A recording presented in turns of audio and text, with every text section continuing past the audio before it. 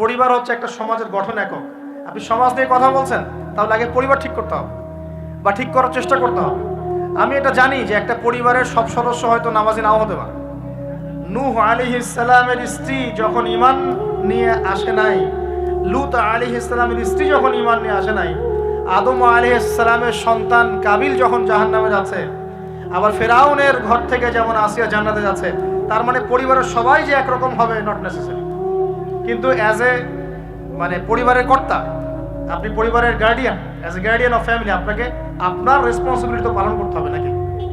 পরিবারের আপনার দায়িত্ব নাই? পর্দা প্রতিষ্ঠা করার দায়িত্ব কার? আপনার। আপনার স্ত্রী পর্দা করে না, এই দায়িত্ব কার? এই জিম্মাদারি কার? আপনার সন্তান যে নামাজ পড়ে না, এই রেসপন্সিবিলিটি কার? পরিবারে যে হারাম ভুগতেছে রিজিকে, এই দায়িত্ব কার? আল্লাহ পাক, আমি মনে হয় বুঝাতে পেরেছি। অতএব পারিবারিকভাবে আল্লাহ পাক আমাদের সবাইকে যেন ইসলামটা ধরে রাখার তৌফিক দান করেন বলে আমিন।